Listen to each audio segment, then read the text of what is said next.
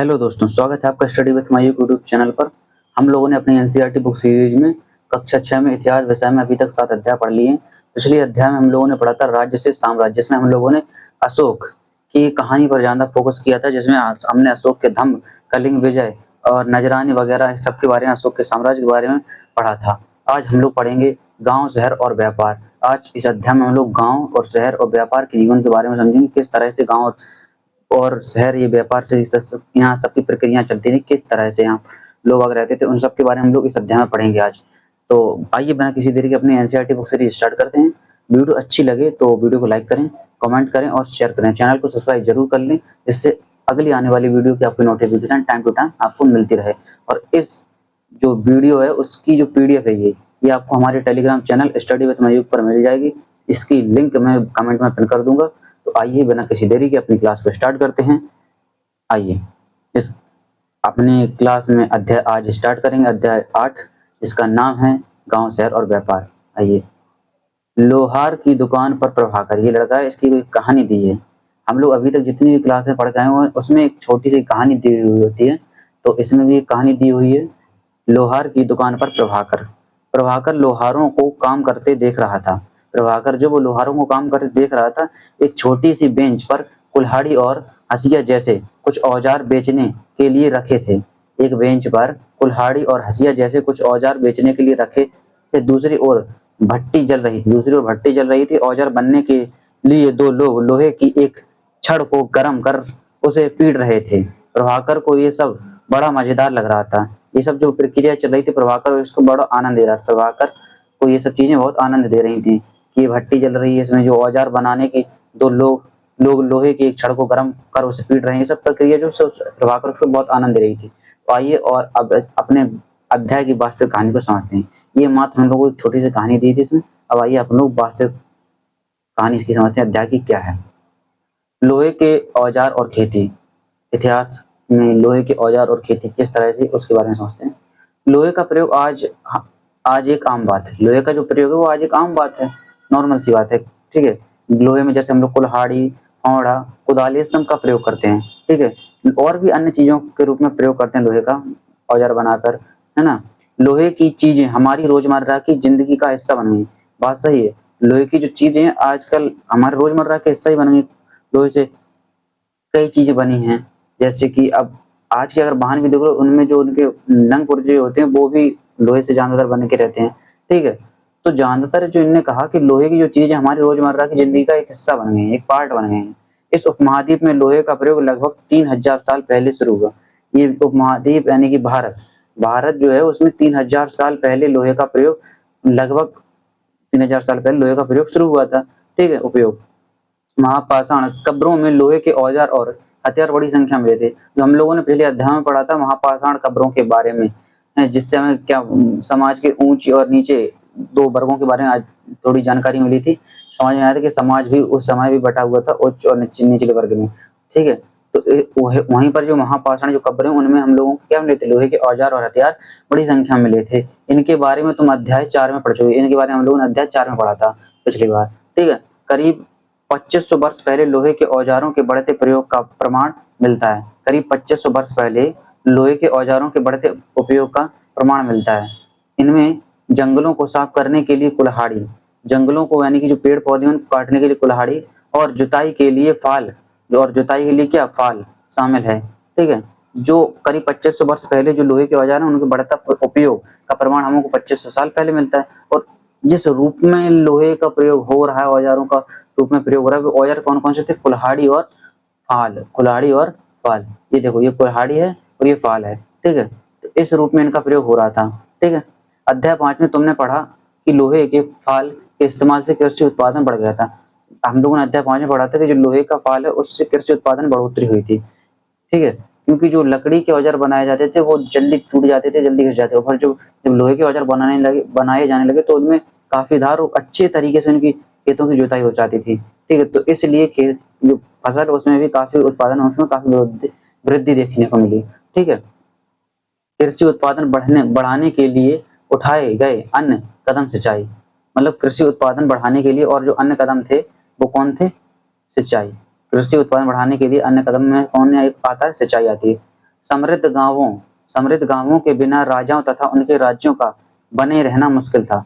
समृद्ध जो गांव हैं, गांवों के बिना राजाओं तथा उनके राज्यों को बने रहना मुश्किल था। यानी कि इनका कहने का मतलब है जो समृद्ध गांव यानी कि जहाँ पर जिन गांवों फसल उत्पादन काफी उन्नत मात्रा में हो, उच्च स्तर पर हो, वहाँ के राजा काफी समृद्ध और उनका राज्य भी काफी समृद्धवान होता था। और जहाँ पर अगर गांव हो जो जहाँ पर फसलें होती हैं, अगर उनका उत्पादन कम हो तो वहाँ के जो राजा हैं वो उनके राज्यों को बना रहना, समृद्ध बना रहना बड़ा मुश्किल हो जाता था। ठीक है, जिस तरह से कृषि के विकास में नए औजार तथा रोपाई महत्वपूर्ण कदम थे, उसी तरह सिंचाई भी काफी उपयोगी साबित हुई। ठीक है, मतलब जिस तरह जो कृषि के विकास में मतलब कृषि जो फसल होती है उसमें उन्नत करने के लिए और उच्च स्तर पर उसका उपज करने के लिए रोपाई महत्वपूर्ण है। ठीक है, उस औजार तथा रोपाई महत्वपूर्ण है, उसी तरह सिंचाई भी काफी महत्वपूर्ण साबित हुई। जो सिंचाई थी वो भी काफी महत्वपूर्ण साबित हुई फसल को उन्नत बनाने में। ठीक है, इस समय सिंचाई के लिए नहरें, कुएं, तालाब तथा कृत्रिम जलाशय बनाए गए।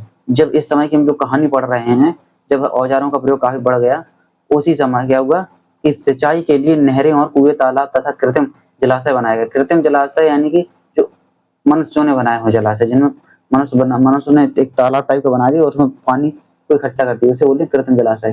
ठीक है, इस समय सिंचाई के लिए नहरें, कुएं, तालाब और क्या सिंचाई के लिए क्या क्या बनाए गए थे? नहरें बनाई गई थी, कुएं बनाए गए थे, तालाब बनाए गए थे तथा कृत्रिम जलाशय बनाए गए थे। ठीक है, अब देखो ये औजारों के बारे में समझ लो।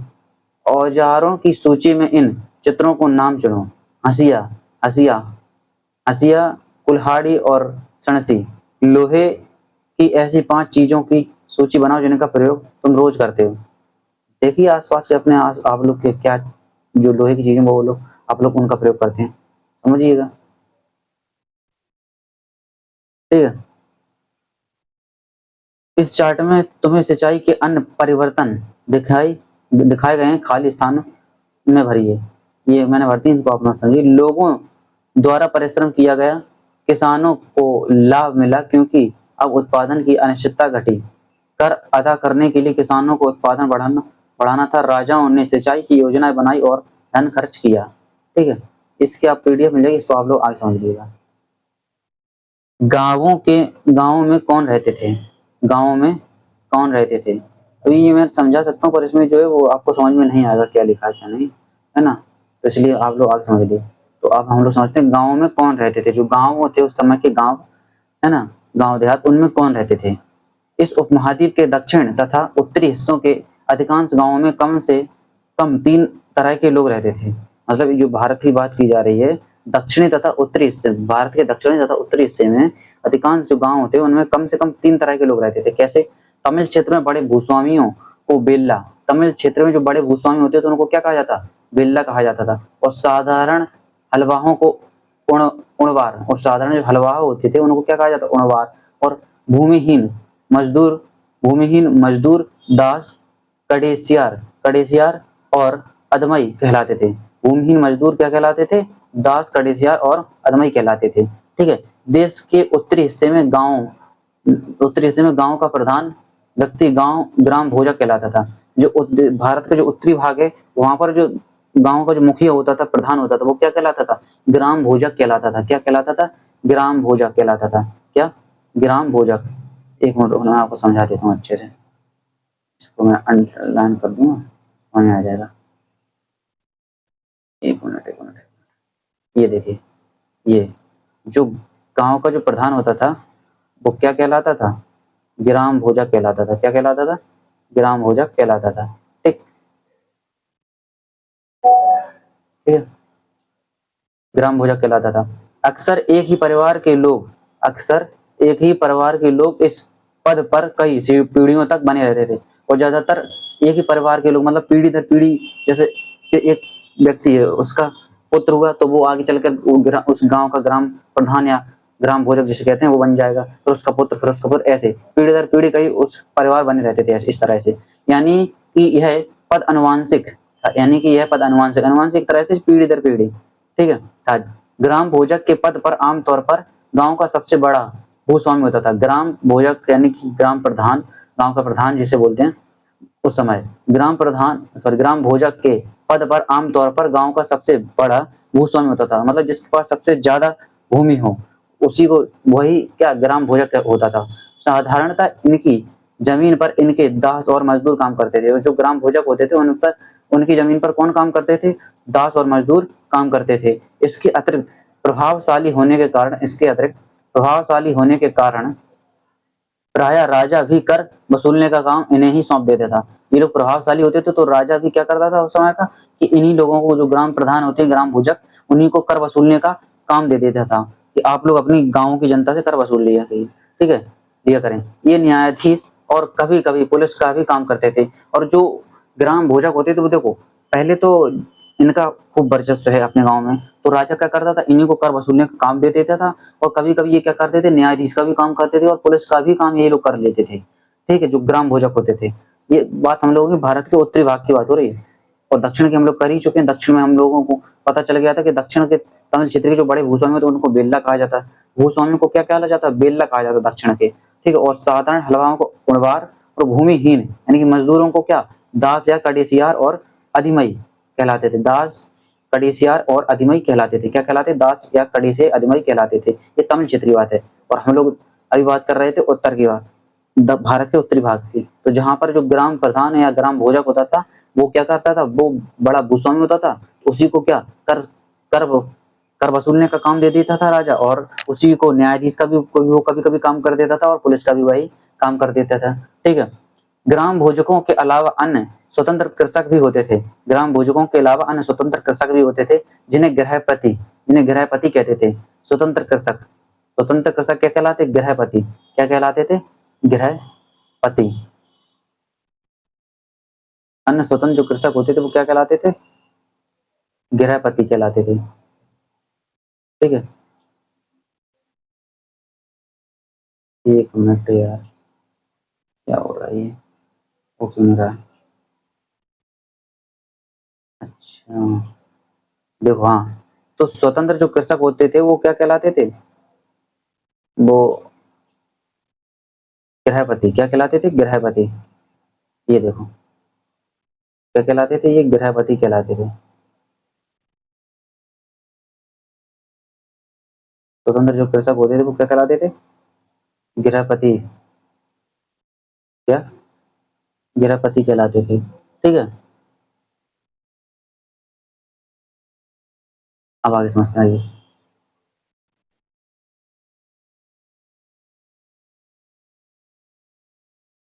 एक गृहपति कहते थे, इनमें ज्यादातर छोटे किसान ही होते थे। उनमें ज्यादातर जो अन्य स्वतंत्र जो कृषक कृषक होते थे, किसान होते, उनमें ज्यादातर क्या छोटे ही किसान होते थे। इसके अतिरिक्त कुछ ऐसे स्त्री पुरुष थे इसके अतिरिक्त कुछ ऐसे स्त्री पुरुष थे जिन्हें जिनके पास अपनी जमीन नहीं होती थी। इनके अलावा कुछ ऐसे स्त्री पुरुष भी होते थे जिनके पास अपनी खुद की जमीन नहीं होती थी। इनमें दास कर्मकार आते थे। इनमें क्या दास और कर्मकार आते थे, मतलब जो इन राजाओं या जो ग्राम भोजक उनके भूमि पर जो काम करते थे वही एक तरह से दास और कर्मकार आते थे जिनके पास भूमि नहीं होती थी, जिन्हें दूसरों की जमीन पर काम करके अपनी आजीविका चलानी पड़ती थी। इनकी क्या जो लोग क्या करते थे, अपनी अपनी आजीविका किस तरह से चलाते थे?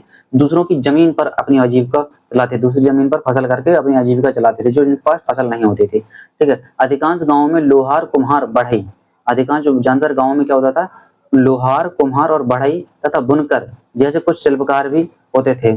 क्या कौन कौन से तरह के शिल्पकार? लोहार, कुम्हार, बढ़ई तथा बुनकर जैसे शिल्पकार होते थे। ठीक है, प्राचीनतम तमिल रचनाएं, प्राचीनतम तमिल रचना, इनके बारे में समझ लेते हैं।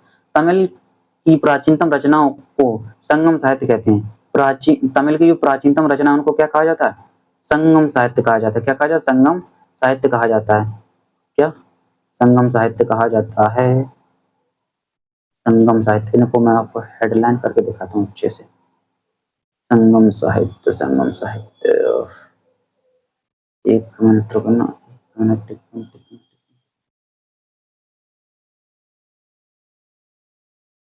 हाँ, ये देखिए, एक मिनट। हाँ ठीक है, ये देखो, ये एक मिनट रुकना। हम्म, ये क्या हो रहा है?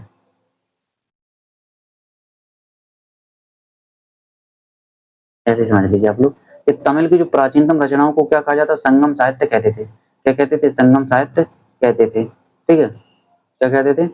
संगम साहित्य कहते थे। ठीक है, इनकी रचना करीब 2300 साल पहले, जो संगम साहित्य उनकी रचना कब हुई? करीब 2300 साल पहले की गई। इन्हें संगम इसलिए भी कहा जाता था, इन्हें संगम इसलिए भी कहा जाता था क्योंकि क्योंकि मुद्रे यानी कि मुद्रे के कवियों के सम्मेलनों में इनका संकलन किया जाता था। गांव में रहने वालों के जिन तमिल नामों का उल्लेख यहाँ किया गया है वे संगम साहित्य में पाए जाते हैं। वे क्या संगम साहित्य में पाए जाते हैं? देखो एक बार और अच्छे समझ लेते हैं। तो तमिल की जो प्राचीनतम रचना होती थी उनको क्या कहा जाता था? संगम साहित्य कहा जाता है। ये महत्वपूर्ण रचना, ये महत्वपूर्ण पॉइंट है। ठीक है, इनकी रचना करीब कब हुई? 2300 साल पहले हुई। इन्हें संगम इसलिए कहा जाता था क्योंकि के कवियों मुद्रे के कवियों ठीक है, मदुरै के कवियों के सम्मेलनों में इनका संकलन किया जाता था। गांव में रहने वालों के जिन तमिल नामों का उल्लेख यहाँ किया गया है वे संगम साहित्य में पाए जाते हैं। जो हम लोगों ने पढ़ा था बेल्लार, ये तमिल के, तो ये सब इनमें संगम साहित्य में ये नाम मिलते हैं हम लोगों को। ठीक है, देखने को हलवाहा, बेल्लार, ये सब। ठीक, अरण्य और आहत सिक्के, आइए समझते हैं आहत सिक्के के बारे में समझ लेते हैं। आहत सिक्के सामान्यतः आयताकार और कभी-कभी वर्गाकार या गोल होते थे। ये या तो धातु की चादर को काटकर या धातु के चपटे गोलिकाओं से बनाए जाते थे। इन सिक्कों पर कुछ लिखा हुआ नहीं था बल्कि इन पर कुछ चिन्ह उपे थे। ठीक है, उपे से बनाए जाते थे, इसलिए ये आहत सिक्के कहलाए। ठीक है, ईसा की आरंभिक सदियों तक ये प्रचलन में रहा। ईसा की आरंभिक सदियों तक ये प्रचलन में रहा। ये यहाँ तरह ये है आज सिक्के। ये ठीक है, सिक्कों के बारे में समझ लेते हैं। आज सिक्के के बारे में समझ लिए। पुरातात्विदों को इस युग को हजारों सिक्के मिले हैं। पुरातात्विद हैं, उनको क्या इस युग में हजारों सिक्के मिले हैं। सबसे पुराने आहत सिक्के थे जो करीब 500 साल चले। सबसे पुराने आहत सिक्के थे जो करीब 500 साल चले। इसका चित्र नीचे दिया गया है। ये देखो, ये 500 सालों तक चले। ठीक है, चांदी या तांबे के सिक्के पर विभिन्न आकृतियों को आहत कर बनाए जाने के कारण इन्हें आहत सिक्के कहा गया। मतलब इनको पीट कर बनाए जाने की जो आकृति इन पर बनाई जाती थी, इसलिए उन्हें क्या कहा गया? आहत सिक्के। ठीक है, विनियमन के अन्य साधन, विनियमन के अन्य साधन, विनियमन लेन देन के अन्य साधन। संगम साहित्य की इस छोटी सी कविता को पढ़ो। आइए पढ़ते हैं। खेतों खेतों के सफेद धान गाड़ियों पर लादे जा रहे हैं। नमक के लिए लंबे लंबे रास्ते, चांदनी सी सफेद रेत पर परिवार को समेटे कहीं पीछे छूट न जाएं। शहरों से नमक के सौदागरों के यूं चले जाने से सिर्फ सन्नाटा रह जाता है। समुद्र के किनारे नमक का बहुत ज्यादा उत्पादन होता था। व्यापारी किस चीज से इसका विनिमय करते थे? वे किस तरह यात्रा करते थे? ये क्वेश्चन दिया गया है, आप लोग विचार करें, इस पर समझें। नगर अनेक गतिविधियों के केंद्र, नगर होते थे वो अनेक गतिविधियों के केंद्र होते थे। मतलब यहाँ पर अन्य कई तरह के कार्य होते थे नगरों में। अक्सर नगर कई कारणों से महत्वपूर्ण हो जाते थे। उदाहरण के लिए मथुरा को देखो, 2500 साल से भी ज्यादा सबसे समय से एक महत्वपूर्ण नगर रहा है क्योंकि यह यातायात और व्यापार के दो मुख्य रास्तों पर स्थित था। इनमें से एक रास्ता उत्तर पश्चिम से पूरब की ओर और दूसरा उत्तर से दक्षिण की ओर जाने वाला था। शहर के चारों ओर किलेबंदी थी। इसमें अनेक मंदिर थे। आसपास के किसान तथा पशुपालक शहर में रहने वालों के लिए भोजन जुटाते थे। मथुरा बेहतरीन मूर्तियां बनाने का केंद्र था। मथुरा क्या बेहतरीन मूर्ति बनाने का केंद्र था। ठीक है, लगभग 2000 साल पहले मथुरा कुषाणों की दूसरी राजधानी बनी। लगभग 2000 साल पहले मथुरा जो थी वो क्या कुषाणों की दूसरी राजधानी बनी। इसके बारे में तुम आगे पढ़ोगे, इसके बारे में हम लोग आगे पढ़ेंगे। ठीक, मथुरा एक धार्मिक केंद्र भी रहा। यहाँ बौद्ध विहार और जैन मंदिर हैं। मथुरा में बौद्ध विहार और जैन मंदिर भी हैं। यह कृष्ण भक्ति का एक महत्वपूर्ण केंद्र रहा। ये तो आप लोग जानते हैं कि जो मथुरा वृंदावन है वो कृष्ण भक्ति का बहुत महत्वपूर्ण केंद्र रहा है। केंद्र था और अभी भी है, ऐसा नहीं कि नहीं है, अभी भी है। मथुरा में प्रस्तर खंडों तथा मूर्तियों पर अनेक अभिलेख मिले हैं। मथुरा में प्रस्तर खंडों तथा मूर्तियों के अनेक अभिलेख मिले हैं। आमतौर पर ये संक्षिप्त अभिलेख हैं। आमतौर पर ये क्या है? संक्षिप्त अभिलेख हैं जो स्त्रियों तथा पुरुषों द्वारा मठों या मंदिरों को दिए जाने वाले दान का उल्लेख करते हैं। जो क्या मंदिरों जो क्या करते हैं? जो मंदिरों या मठों को दिए जाने वाले दान का उल्लेख करते हैं। मतलब कि जो अभिलेख है, जो प्रस्तर खंड मिले हैं, उनमें क्या है?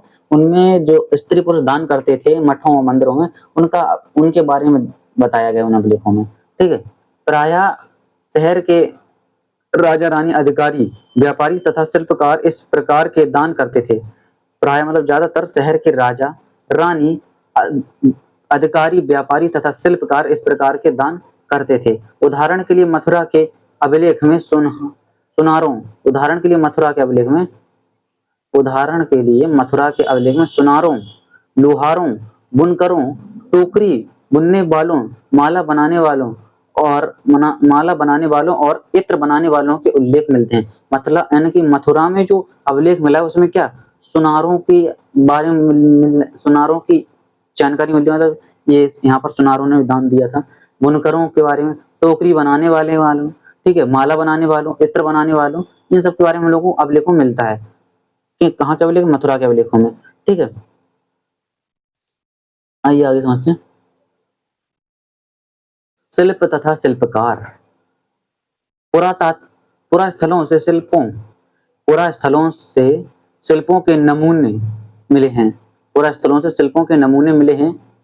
इनमें मिट्टी के बहुत ही पतले और सुंदर बर्तन मिले हैं। पुरा स्थलों से शिल्पों के नमूने मिले हैं। इनमें शिल्पों के नमूने में क्या मिला हमें? मिट्टी के बहुत ही पतले और सुंदर बर्तन मिले हैं। क्या? मिट्टी के बहुत ही पतले और सुंदर बर्तन मिले हैं, जिन्हें उत्तरी काले चमकीले पात्र कहा जाता है। जिन्हें क्या कहा जाता है? उत्तरी काले चमकीले पात्र कहा जाता है, क्योंकि ये ज्यादातर उपमहाद्वीप के उत्तरी भाग में मिले हैं। ध्यान रहे कि अन्य दूसरे शिल्पों के अवशेष नहीं बचे होंगे। जैसे कि विभिन्न ग्रंथों से हमें पता चलता है कि कपड़ों का उत्पादन बहुत महत्वपूर्ण था। उत्तर में वाराणसी और दक्षिण में मदुरै एक प्रसिद्ध केंद्र थे। ये क्या? उत्तर में वाराणसी, यानी कि आपने बनारसी साड़ी के बारे में सुना होगा, तो वैसा ही तो बता रहे हैं कि उत्तर में वाराणसी और दक्षिण में मदुरै एक प्रसिद्ध केंद्र था। किसका? कपड़े उत्पादन का। ठीक है। यहाँ स्त्री पुरुष दोनों काम करते थे। यहाँ पर क्या स्त्री पुरुष दोनों काम करते थे। अनेक शिल्पकार तथा व्यापारी अपने अपने संघ बनाने लगे थे। अनेक जो शिल्पकार और तथा व्यापारी थे वो अपने अपने संघ बनाने लगे थे, जिन्हें श्रेणी कहते थे। जो संघ बनाए जाते थे, व्यापारी और शिल्पकारी जो अपना संघ बनाने लगे थे, उन संघों को क्या कहा जाने लगा? श्रेणी कहते थे। क्या? श्रेणी कहते थे। ठीक है, क्या कहते थे? श्रेणी कहते थे। ठीक,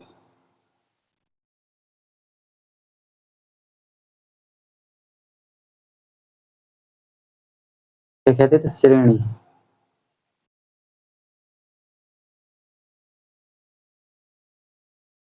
एक मिनट,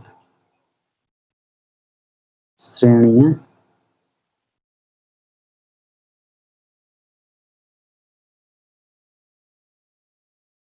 हाँ, इनको श्रेणी कहा जाने। क्या कहते थे? श्रेणी। संघ। शिल्पकार शिल्पकार व्यापारी अपने अपने संघ बनाने लगे थे, जिन्हें क्या कहा जाने लगा? श्रेणी कहा जाने लगा। शिल्पकारों शिल्पकारों की श्रेणियों का काम प्रशिक्षण देना था। शिल्पकार की श्रेणियों का काम क्या था? प्रशिक्षण देना, कच्चा माल उपलब्ध कराना तथा तैयार माल का वितरण करना। जबकि व्यापारियों की श्रेणी व्यापार का संचालन करती थी। श्रेणियां बैंकों के रूप में काम करती थी। श्रेणियां क्या? श्रेणियां श्रेणियां बैंकों के रूप में काम करती थी। ठीक है।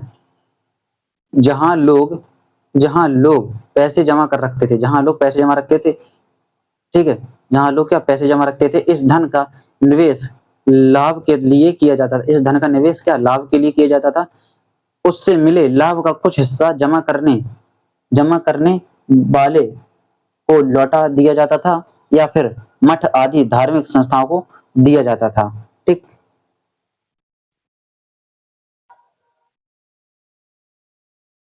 आइए आगे समझते हैं। सूत कातने सूत कातने और बुनने के नियम। ये नियम अर्थशास्त्र के हैं। ये नियम अर्थशास्त्र के अध्याय 7 में अर्थशास्त्र का उल्लेख किया गया है। इसमें वर्णन किया गया है कि किस प्रकार एक विशेष पदाधिकारी की देखरेख में कारखानों से सूत की कताई और बुनाई की जाती थी। ऊन, पेड़ों की छाल, कपास, पटुआ तथा सन को तैयार करने का काम में विधवाओं, सक्षम असक्षम महिलाओं, भिक्षुओं, वृद्धा, वेश्याओं, राजा के राजा की अवकाश प्राप्त दासियों, सेविकाओं और अवकाश प्राप्त देवदासियों को लगाया जा सकता है। इन्हें इनके काम के और गुणवत्ता के अनुसार पारिश्रमिक देना चाहिए। जिन महिलाओं को बाहर निकलने की अनुमति नहीं है, वे अपने दासियों को भेजकर कच्चे माल को मंगवा सकती हैं और फिर तैयार माल उन्हें भिजवा सकती हैं। वे औरतें जो कारखाने तक जा सकती हैं, उन्हें अपना माल कारखाने तक तड़के ले जाना पड़ता था। तड़के ले जाना पड़ता था, जहां उन्हें पारिश्रमिक मिलता था। अच्छा, इस समय माल को अच्छी तरह जांचने के लिए रोशनी रहती थी, मगर निरीक्षक उस औरत की तरफ देखता है या इधर-उधर की बातें करता है, तो उसे सजा मिलनी चाहिए। अगर औरत ने अपना काम पूरा नहीं किया तो उसे जुर्माना देना होगा। इसके लिए उसका अंगूठा भी काटा जा सकता था। बताओ कैसे-कैसे नियम बना रखे हैं लोगों ने। सूक्ष्म निरीक्षण अरिकामेडु। आइए समझते हैं सूक्ष्म निरीक्षण अरिकामेडु।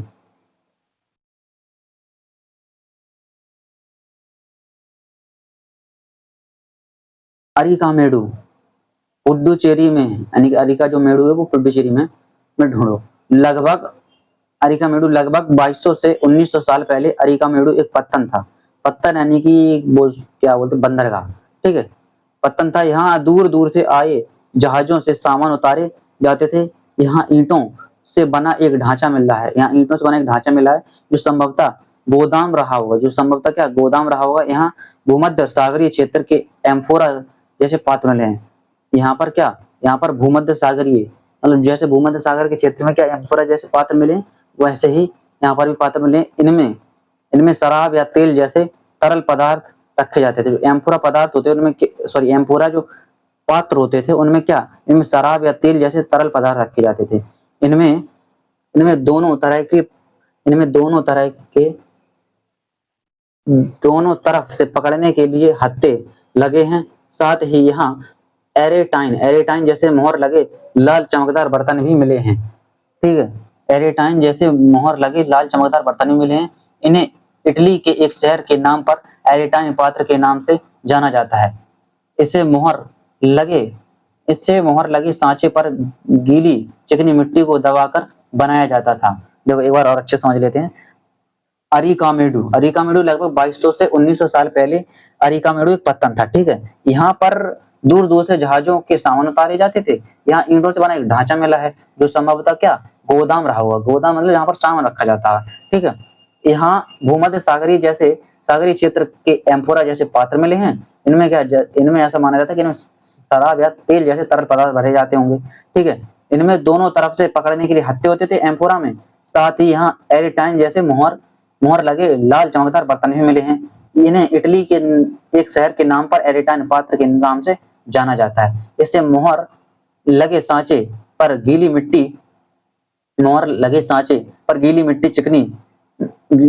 मिट्टी को दबाकर बनाया जाता था। ठीक है, अभिलेखित मिट्टी के बर्तन कई बर्तनों पर ब्राह्मी लिपि में अभिलेख मिले हैं। प्रारंभ में तमिल भाषा के लिए इसी लिपि का प्रयोग किया जाता था, इसलिए इन्हें तमिल ब्राह्मी अभिलेख भी कहा जाता है। इसलिए इन्हें क्या तमिल ब्राह्मी अभिलेख भी कहा जाता है। ठीक है, कुछ ऐसे बर्तन भी मिले हैं जिनका डिजाइन तो रोम का था, किंतु वे यहीं बनाए जाते थे। कुछ ऐसे बर्तन भी मिले जिनका डिजाइन तो रोम का था, परंतु वो क्या यहीं पर बनाए जाते थे। यहाँ पर रोमन लैंप, शीशे के बर्तन तथा रत्न भी मिले हैं। यहाँ क्या रोमन लैंप तथा शीशे के बर्तन भी मिले हैं। साथ ही छोटे छोटे कुंड मिले हैं जो संभवतः रंगाई के पात्र रहे होंगे। देखो यहाँ पर रोमन लैंप, शीशे के बर्तन तथा रत्न भी मिले हैं। ठीक, साथ ही कहाँ पर, यहाँ की बात हो रही है, ये क्या बोलते हैं आपके पुडुचेरी की अरिकामेडु की। ठीक है, यहीं पर ये सब चीजें मिल रही हैं। कुछ ऐसे बर्तन भी मिले जिनका क्या डिजाइन तो रोम का था, किंतु वे यहीं पर बनाए जाते थे। ठीक है, यहाँ रोमन लैंप, शीशे के बर्तन तथा रत्न भी मिले हैं। साथ ही छोटे छोटे कुंड मिले हैं जो संभवतः कपड़े की रंगाई के पात्र रहे होंगे। यहाँ पर शीशे और अर्ध बहुमूल्य पत्थरों से मनके बनाने की पर्याप्त साक्ष्य मिले। यहाँ पर क्या, यहाँ पर शीशे और अर्ध बहुमूल्य पत्थरों से मनके बनाने के पर्याप्त साक्ष्य मिले हैं। ठीक है, एक यूनानी नाविक द्वारा दिया गया विवरण। ठीक है, बेरी गाजा, भरूच का यूनानी नाम, बेरी गाजा भरूच का ही यूनानी नाम है। ठीक है, की कहानी, बेरी गाजा की सकरी खाड़ी में समुद्र से आने वालों के लिए नाव चला पाना बहुत मुश्किल होता है। राजा के द्वारा नियुक्त कुशल और अनुभवी स्थानीय मछुआरे ही यहाँ जहाज ला सकते हैं। बेरी गाजा में शराब, तांबा, टिन, सीसा, मूंगा, पुखराज, कपड़े, सोने और चांदी के सिक्के का आयात होता था। बेरी गाजा में शराब, तांबा, टिन, सीसा, मूंगा, पुखराज, कपड़े, सोने और चांदी के सिक्कों का क्या आयात होता था। ठीक, आयात नहीं मंगाया जाता था। हिमालय की जड़ी बूटी, हाथी दांत, गोमेद, कार्लिनियन, सूती कपड़ा, रेशम तथा इत्र यहाँ से निर्यात किए जाते थे, निर्यात यानी भेजे जाते थे। ठीक है, राजा के लिए व्यापारी विशेष उपहार लाते थे। इनमें चांदी के बर्तन, गायक किशोर, सुंदर औरतें और अच्छी शराब तथा उत्कृष्ट मशीन कपड़े शामिल थे। देखो, राजा के लिए व्यापारी क्या उपहार लाते थे, इनमें चांदी के बर्तन होते थे, गायक और जो किशोर, गायक गायक किशोर, सुंदर सुंदर औरतें, अच्छी शराब तथा उत्कृष्ट महीन कपड़े शामिल थे। ठीक है, बेरी गाजा से आयात और निर्यात होने वाली चीजों की सूची बनाओ। दो ऐसी चीजें बताओ जिनका उपयोग हड़प्पा युग में नहीं होता था। ठीक है, व्यापार और व्यापारी, आइए समझते हैं व्यापार और व्यापारी। तुमने उत्तरी काले पॉलिश वाले बर्तनों के बारे में पढ़ा है। ये खूबसूरत बर्तन खास तौर से इनकी कटोरियां तथा थालियां इस उपमहाद्वीप के अनेक पुरास्थलों से मिले हैं। सवाल उठता है कि इन जगहों पर ये बर्तन कैसे पहुंचे होंगे। ऐसा अनुमान लगाया जाता है कि जहां ये बनते थे वहां से व्यापारी इन्हें ले जाकर अलग अलग जगहों पर बेचते थे। ठीक है, दक्षिणी भारत सोना, मसाले, खास तौर पर काली मिर्च तथा कीमती पत्थरों के लिए प्रसिद्ध था। जो दक्षिण भारत था वो सोना, मसाले, खास तौर पर काली मिर्च तथा कीमती पत्थरों के लिए प्रसिद्ध था। ठीक है, काली मिर्च की रोमन साम्राज्य में इतनी मांग थी कि इसे काले सोने के नाम से बुलाते थे। काली मिर्च की रोमन साम्राज्य में इतनी मांग थी कि इसे क्या कहते थे, काला सोना कहते थे। व्यापारी इन सामानों को समुद्री जहाजों और सड़कों के रास्ते रोमन पहुंचाते थे। व्यापारी क्या करते थे, इन सामानों को समुद्री जहाजों और सड़कों के रास्ते रोम पहुंचाते थे। ठीक है, दक्षिण भारत में ऐसे अनेक रोमन सोने के सिक्के मिले हैं। इससे यह अंदाजा लगाया जा सकता है कि उन दिनों रोम के साथ बहुत अच्छा व्यापार चल रहा था। क्या तुम बता सकती हो कि ये सिक्के भारत कैसे और क्यों पहुंचे होंगे। व्यापार से जुड़ी एक कविता, आइए इसको भी पढ़ लेते हैं। व्यापार के प्रमाण हमें संगम कविताओं में भी मिलते हैं। नीचे लिखी कविता में पूर्वी समुद्र तट पर स्थित फुहार पत्तन पर लाए जाने वाले माल का वर्णन मिलता है। समुद्री जहाजों पर लाए गए तेज तर्रार घोड़े, गाड़ियों पर काली मिर्च की गठरियां, हिमालय से मिले रत्न और सोना, दक्षिण की पहाड़ियों से चंदन की लकड़ियां, दक्षिणी सागर के मोती और पूर्वी सागर के मूंगे, गंगा और कावेरी की फसलें, श्रीलंका से आए खाद्यान्न, म्यांमार से बने मिट्टी के बर्तन और दुर्लभ कीमती आया। ठीक है, ये कविता में उल्लेखित चीजों की सूची बनाओ। क्या तुम बता सकते हो कि इन चीजों का उपयोग किस लिए किया जाता होगा। व्यापारियों ने कई समुद्री रास्ते खोज निकाले। व्यापारी जो लोग थे उन्होंने कई समुद्री रास्ते खोज निकाले। इनमें से कुछ समुद्र के किनारे चलते थे, वो कुछ अरब सागर और बंगाल की खाड़ी पार करते थे। ठीक है। इनमें से कुछ समुद्र के किनारे चलते थे और कुछ अरब सागर और बंगाली खाड़ी पार करते थे। नाविक मानसूनी हवा का फायदा उठाकर अपनी यात्रा जल्दी पूरी कर लेते थे। वे अफ्रीका या अरब के पूर्वी तट से इस उपमहाद्वीप के पश्चिमी तट पर पहुंचना चाहते थे तो दक्षिणी पश्चिमी मानसून के साथ चलना पसंद करते थे। इन इन लंबी यात्राओं के लिए मजबूत जहाजों का निर्माण किया जाता था। इन जो लंबी यात्राएं होती थी इनके लिए मजबूत जहाजों का निर्माण किया जाता था। और जो व्यापारी होते थे वो लोग क्या करते थे, मानसूनी हवाओं का उपयोग करते थे अपने समुद्री यात्राओं को पूरा करने के लिए, समुद्री यात्राओं को जल्दी पूरा करने के लिए मानसूनी हवाओं का। ठीक है। समुद्र समुद्र तट से लगे राज्य। इस उपमहाद्वीप के दक्षिणी भाग में बड़ा तटीय प्रदेश है। इस भारत जो उपमहाद्वीप है उसका दक्षिणी भाग में बड़ा तटीय प्रदेश है। इनमें बहुत से पहाड़, पठार और नदी के मैदान है। इनमें बहुत से पहाड़, पठार और नदी के मैदान है। नदियों के मैदानी इलाकों में कावेरी का मैदान सबसे उपजाऊ है। नदियों के मैदानी इलाकों में कावेरी का जो मैदान वो सबसे उपजाऊ है। मैदानी इलाकों तथा तटीय इलाकों के सरदारों और राजाओं मैदानी इलाकों तथा तटीय इलाकों के सरदारों और राजाओं के पास धीरे धीरे काफी संपत्ति और शक्ति हो गई। क्या बोल रहा है ये लोग, बोल रहे हैं कि मैदानी इलाकों तथा तटीय इलाकों के सरदारों और राजाओं के पास धीरे धीरे काफी संपत्ति और शक्तियों के संगम कविताओं में मोवेंदार की चर्चा मिलती है। यह एक तमिल शब्द है जिसका अर्थ तीन मुखिया। इसका प्रयोग तीन शासक परिवारों के मुखियाओं के लिए किया गया है। ये थे चोल, चेर और पांड्य। ये जो तीन दिख रहे हैं आपको, चोल, चेर और पांड्य, इन्हीं को क्या मूवेंदार कहा गया है। ठीक है। जो करीब 2300 साल पहले दक्षिण भारत में काफी शक्तिशाली माने जाते थे। जो क्या करीब 2300 साल पहले दक्षिण भारत में काफी शक्तिशाली माने जाते थे। इन तीनों मुखियाओं के अपने दो दो सत्ता केंद्र थे। इन तीनों मुखियाओं के अपने दो दो सत्ता केंद्र थे। इनमें से एक तटीय हिस्से में और दूसरा अंदरूनी हिस्से में था। इस तरह 6 केंद्रों में से 2 महत्वपूर्ण थे। एक चोलों का पत्तन पोहार या कावेरी पट्टिनम, दूसरा पांड्यों की राजधानी पांड्यों की राजधानी मदुरै और क्या बोलते हैं चोलों का पत्तन पोहार या कावेरी पट्टनम। ठीक है। ये मुखिया लोगों से नियमित कर के बजाय उपहारों की मांग करते थे। ये मुखिया होते थे चोल, चेर, पांड्य, ये क्या करते थे, ये कर के बदले क्या करते थे, लोगों से क्या उपहार मांग करते थे उपहारों की। ठीक है। कभी कभी ये सैनिक अभियानों पर भी निकल पड़ते थे। कभी कभी ये क्या सैनिक अभियानों पर भी निकल पड़ते थे और आसपास के इलाकों से शुल्क वसूल कर लाते थे। ठीक है। इनमें से कुछ धन वे अपने पास रख लेते थे, बाकी अपने समर्थकों, नाते रिश्तेदारों, सिपाहियों तथा कवियों के बीच बांट देते थे। अनेक संगम कवियों ने उन मुखियाओं की प्रशंसा में कविताएं लिखी हैं जो उन्हें कीमती जवाहरात, सोने, घोड़े, हाथी, रथ या सुंदर कपड़े दिया करते थे। ठीक है। इसके लगभग 200 वर्षों के बाद पश्चिम भारत में सातवाहन नामक राजवंश का प्रभाव बढ़ गया।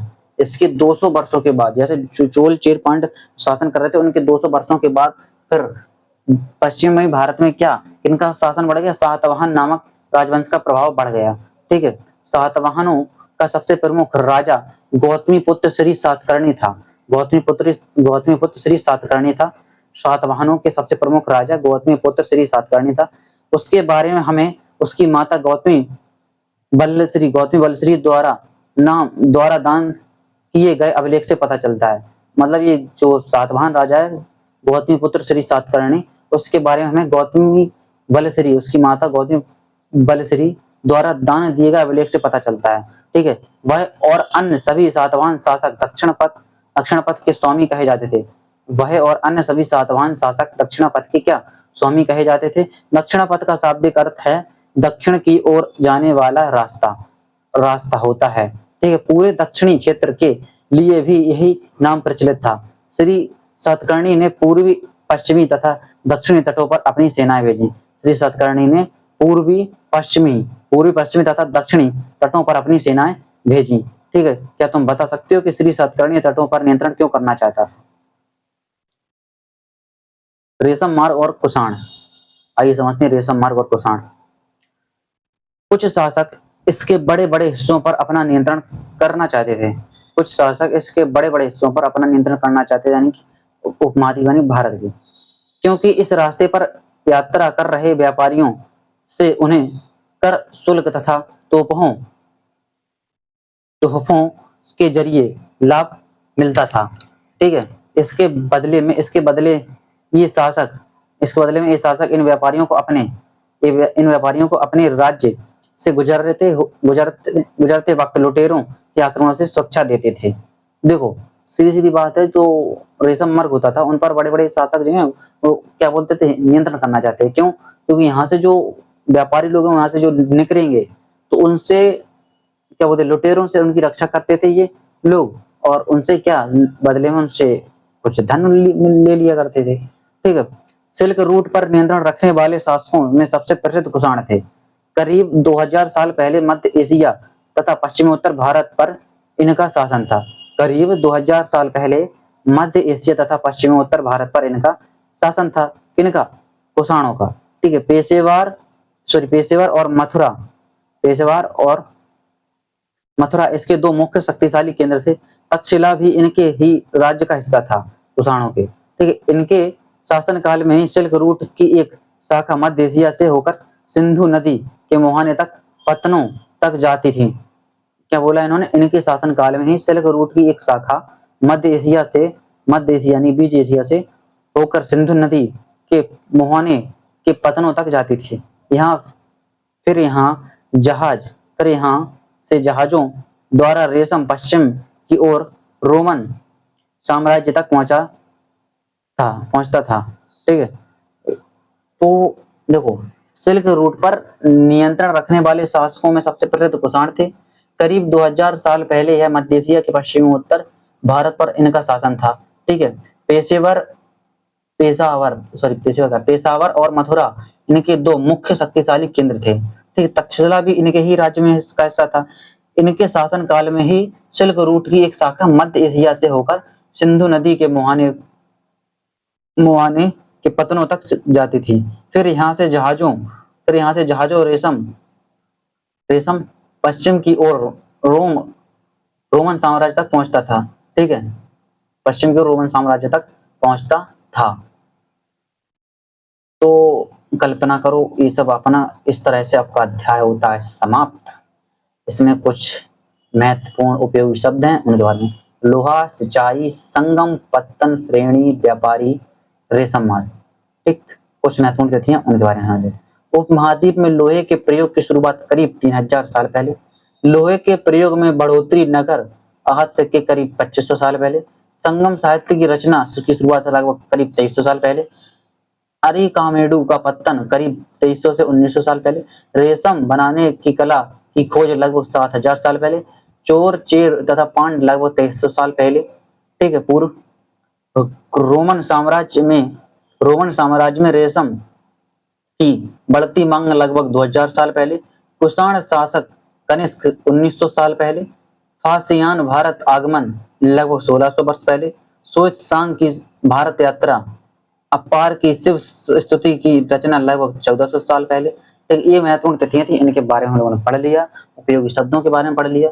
इस सब रेशम मार्ग और कुषाणों के बारे में हम लोगों ने समझा। ठीक है, और ये गौतमीपुत्र श्री सतकर्णी के बारे में इनकी कहानी समझी। ठीक, इनके बारे में हमें इनकी माता द्वारा दिए गए दान का एक अभिलेख है, तो उससे हमें पता चलता है। ठीक है, श्री सतकर्णी के बारे में। और आपने ये संगम कविताओं, मुविंदार, इनमें चोर, चेर, पांड, मुविंदार यानी कि 3 जो मुखिया होते थे उनके बारे में, चोर, चेर तथा पांड के बारे में पढ़ लिया। चोर, चेर तथा पांड। ठीक, समुद्र तटों से लगे राज्य, इनके बारे में हम लोगों ने पढ़ लिया। ठीक, व्यापार से जुड़ी एक कविता, इसके बारे में हम लोग समझ लिया। ठीक, व्यापार और व्यापारी, इनके बारे में भी हम लोगों ने समझ लिया कि व्यापार में रोमन से व्यापार होता था हम लोगों का। ठीक है, इसमें काली मिर्च महत्वपूर्ण थी, जिसे काला सोना भी कहा जाता था। ठीक है, जो भारत का दक्षिण भाग था वो मसाले, खास तौर पर काली मिर्च के लिए प्रसिद्ध था। ठीक, और आपका ये एक यूनानी नाविक द्वारा दिया गया विवरण है बेरी गाजा यानी कि भरूच का यूनानी नाम है। ठीक, उसकी कहानी के बारे में हम लोगों ने समझ लिया। ठीक, और हम लोगों ने सूक्ष्म निरीक्षण अरिकामेडु के बारे में अच्छे समझा। ठीक है, और ये सूत कातने और बुनने के नियम, इसके बारे में, अर्थशास्त्र के बारे में, यहाँ पर अर्थशास्त्र से पता चलता है। ठीक, शिल्प तथा शिल्पकार के बारे में हम लोगों ने समझ लिया। शिल्पकार थे वो किस तरह से क्या करते थे, उनके बारे में हम लोगों ने समझ लिया कि जो शिल्पकार थे वो उन लोगों ने शिल्पकार और व्यापारी इन्होंने अपनी श्रेणी संघ बनाने लगे थे धीमे धीमे, इन्हीं संघों को क्या श्रेणी कहा जाने लगा। ठीक है, इन सब के बारे में समझ लिया। अब मतलब नगर अनेक गतिविधियों के केंद्र, इन सब के बारे में समझ लिया। मतलब कुल मिलाकर हम लोगों ने अपने अध्याय को अच्छे से पढ़कर समाप्त कर दिया है। ठीक है, प्राचीन तमिल रचनाएं के बारे में हम लोगों ने अच्छे समझा, सिक्कों के बारे में समझा, इन्हें पीट कर बनाया जाता था। ठीक है, गाँव में कौन रहते थे इनके बारे में भी समझ लिया, तमिल क्षेत्र में कौन रहते थे और भारत के उत्तरी क्षेत्र में कौन रहते थे, इनके सब के बारे में लोगों ने बहुत अच्छे से समझ लिया, डिटेल में पढ़ लिया। ठीक है, एक एक लाइन से पढ़ा। कृषि उत्पाद बढ़ाने के लिए उठाए गए अन्य कदम, सिंचाई में एक महत्वपूर्ण कदम, उसके बारे में समझ लिया। लोहे के औजार और खेती के सब के बारे में हम लोग अच्छे से समझ लिया। तो कुल मिलाकर आज हम लोगों ने अपना अध्याय 8 गांव, शहर और व्यापार इसको पढ़कर समाप्त कर दिया है। तो आपको किस तरह लगा वीडियो, कैसा आपको समझ में आया, जरूर बताइएगा कमेंट में। और इस जो बुक पीडीएफ, ये पीडीएफ आपको हमारे Telegram channel study with Mayukh पर आपको मिल जाएगी, वहां से आप इसको ले सकते हैं और इसको दोबारा से पढ़ सकते हैं अच्छे से। और एनसीईआरटी बुक को पढ़ना यानी कि आपका जो जीएस विषय है उसको बहुत बेहतर कर लेना, इसलिए मैंने ये एनसीईआरटी बुक सीरीज आपकी कक्षा 6 से 8 तक की पूरी कंप्लीट कराऊंगा। हिस्ट्री, पॉलिटी, ज्योग्राफी सारे विषय कंप्लीट कराऊंगा, इकोनॉमी भी कंप्लीट कराऊंगा अपनी एनसीईआरटी बुक सीरीज में। तो यानी कि जीएस का जो आपका जो ह्यूमैनिटीज पार्ट है उसका मैं बहुत अच्छे से कवर कराऊंगा, एक लाइन वाइज कराऊंगा, चैप्टर वाइज कराऊंगा। तो वीडियो अच्छी लगी हो तो वीडियो को लाइक करें, कमेंट करें, शेयर करें और चैनल को सब्सक्राइब जरूर कर लें। खूब पढ़ते रहें, खुश रहें। धन्यवाद। जय हिंद।